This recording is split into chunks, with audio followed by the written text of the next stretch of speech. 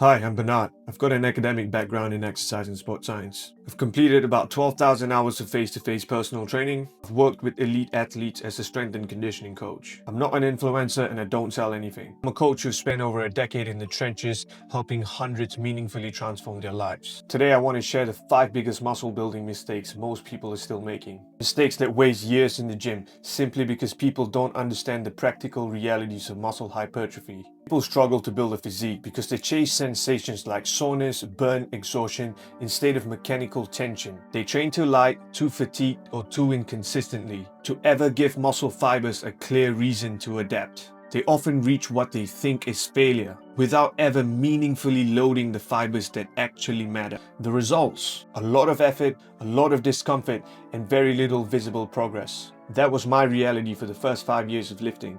I lived in the gym 6 days a week, grinding through workouts, thinking I was making progression. Yet my physique barely changed. I was doing everything right on paper, but the return on effort was almost non-existent. Mistakes are obvious in any commercial gym you walk into.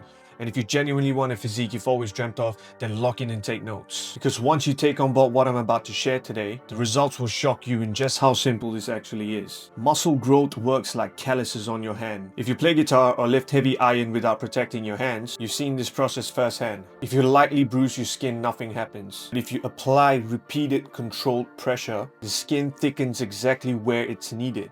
Calluses don't form because the skin is damaged. They form because the skin senses localized mechanical stress and reinforces itself. Muscle fibers respond the same way. Apply enough tension, they adapt. Apply too little and nothing changes. Apply too much and recovery fails and injury happens. Once you understand that, training stops being confusing. So let's dive into the 5 biggest mistakes to avoid moving forward. Mistake number 1, high volume training. Most people believe muscle growth happens by piling on sets and volume, when in reality, you're accumulating fatigue long after the growth stimulus has already been delivered. Blunting force output, hindering recovery, and confusing effort with effectiveness. Understanding that a single high quality working set can deliver most of the hypertrophic stimulus allows you to train with more precision, recover faster, and progress more consistently, getting better results with less wasted effort. Muscle growth is driven by how hard muscle fibers are loaded in a set, not how many sets you survive once the signal has been sent. Once the steak is cooked,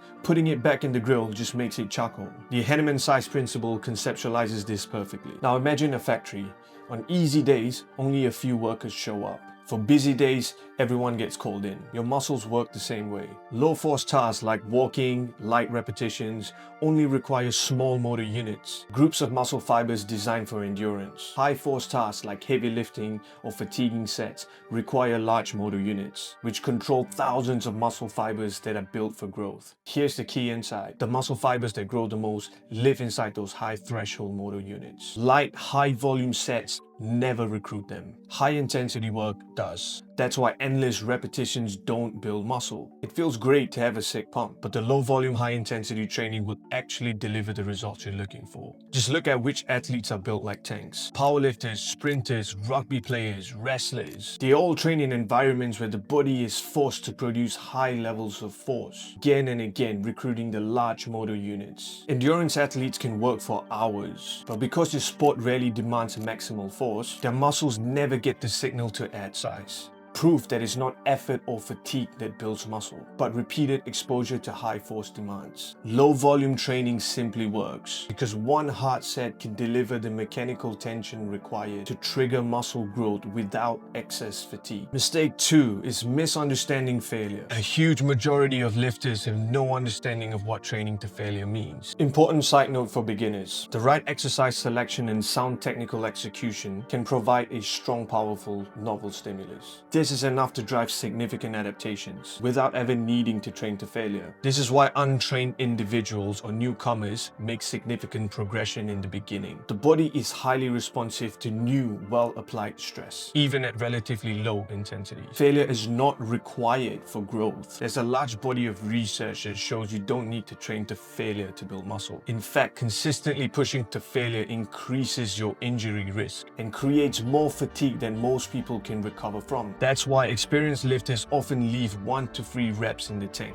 But here's the question I ask every athlete I coach: how do you know how many reps to leave in the tank if you've never emptied the tank. You can't manage intensity if you've never felt the ceiling. That's why I believe every lifter needs to experience true muscular failure at some point. Not as a habit, but as education. You need to know what it actually feels like when a rep doesn't move, when your body gives everything it's got and still comes up short. That awareness is what allows you to train intelligently without guessing. Now let's be clear. This doesn't mean grinding barbell back squats or deadlifts to failure. That's not smart training. But on safer, more stable movements, hack squats, leg presses, hip thrusts, leg curls, you can push hard with far less risk. Those are the tools we use when hypertrophy is the main goal. Because here's the truth, you don't build muscle with those easy reps. It's built in the last few. Those final reps recruit the highest threshold motor units and send the signal your body needs to grow. If you've never reached failure, you don't really know where those reps begin. This is where the force-velocity relationship comes in.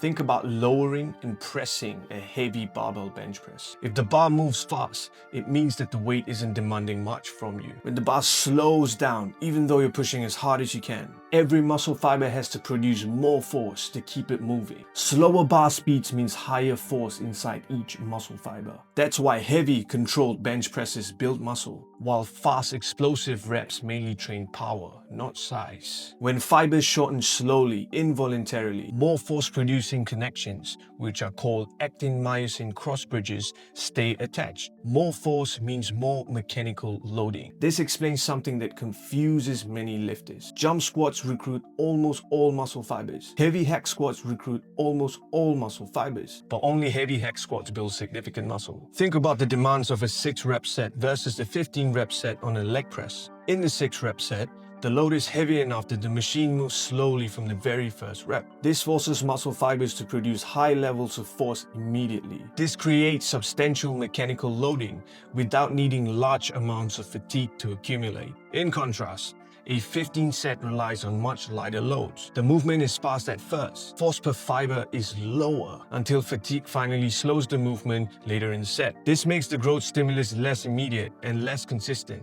Why? Because slower involuntary movements equals high force per fiber. It's not just about which fibers are active, it's about how hard each fiber is working. So the key takeaway is if you've never reached failure, you don't really know where those reps begin. So don't chase failure recklessly. Respect it, learn from it, use it sparingly, but use it well. Knowing your limits is what allows you to train just shy of them. That's where progress lives. It's not just lifting harder, it's lifting smarter. The third mistake, failing to train muscles at different muscle lengths. The first thing I study when reviewing hypertrophy programs is if the exercise selected challenges muscle fibers across different joint angles. Some training programs load muscles at only specific portions of their length-tension relationship. Means the muscles are challenged only at the stretch, mid-range or shortened positions, but not all. This leaves passive or active force-producing elements undertrained and results in incomplete, suboptimal hypertrophy stimulus. It's like taking care of a plant, but only watering its roots, or only giving it sunlight, but never both. The plant might survive, but will never fully thrive. Growth requires all the inputs, not just one. The length-tension relationship describes how much force a muscle can produce depending on how long or short it is. Muscles are typically strongest in the middle of the movement, where their force-producing fibers overlap optimally. At very short lengths, force drops because the muscle is overly compressed. While at long stretched positions, active force decreases, but passive tension from elastic tissue adds extra load. Because tension changes across a movement, training through a full range of motion, loading muscles at a short, mid, and stretch lengths provides a stronger stimulus for muscle growth than training only one part of the range. For example, if someone only does squat patterns for quad development, their quads are challenged most in the bottom position, where the knees are deeply bent and the muscles are lengthened under load. They receive a strong stimulus there, but tension drops off as they stand up, meaning the quads are never maximally challenged in their shortened position. On the other hand, if someone only performs leg extensions, the quads experience their highest tensions near the top of the movement when the muscles are shortened, while the lengthened position is barely challenged at all. In both cases, part of the muscle's strength potential is left untapped. There are other more complex factors at play, such as how changing moment arms shape the exercise's strength curve. determining where force demands are highest. While muscle length influences force capacity, hypertrophy is maximized when these two overlap. But that's a deeper discussion for another time. Simple rule of thumb: if all your exercises feel the hardest in the same part of the rep, you're undertraining the muscle. Balance, lengthen, and shorten bias movements in your program and hypertrophy will follow. Use at least 2 exercises per muscle group that challenges the muscles at different points of the rep range. Mistake 4 is selecting non-stable exercises. Many people overlook how crucial stability is for driving a strong hypertrophy stimulus. I had a strong attachment to the barbell back squat coming from an athletic background. I was able to squat double my body weight for reps, yet I still had small legs. Even after training for over a decade at that point, my quads grew substantially when I started prioritizing hack squats and leg presses. Why is that? Stability is essential for hypertrophy because it determines how much of your effort actually reaches the muscle you're trying to grow. An unstable exercise is like trying to push a car while standing on ice. Most of your energy is spent on just trying to stand upright instead of producing force. When stability is low, the body prioritizes balance and joint protection, which limits force output and recruitment of high-threshold muscle fibers. In contrast, stable exercises such as a pendulum squat instead of a barbell back squat or a chest-supported row instead of a barbell bent-over row allow for consistent rep parts, heavier and more predictable loading, and continuous tension throughout the full range of motion. They also prevent smaller stabilizers from fatiguing first, ensuring the target muscle is the true limiting factor. Much like using a solid workbench instead of holding a piece of wood in midair, stability lets you safely apply more force, training close to failure, and creates a stronger, more reliable stimulus for muscle growth. Important clarification: this doesn't mean unstable exercises are useless. They're just less optimal for hypertrophy. Unstable training is great for coordination, rehab, sport-specific stuff, or skill acquisition. Stable training drives maximal tension. That's why machines, supported dumbbell or barbell movements, or seated and braced positions are so effective for muscle growth. Mistake 5 is not keeping a logbook. Why log your loads when you're already training close to failure and keeping effort levels high? This is arguably the #1 reason I see most people fail at getting a return for their time and effort in the gym. As training experience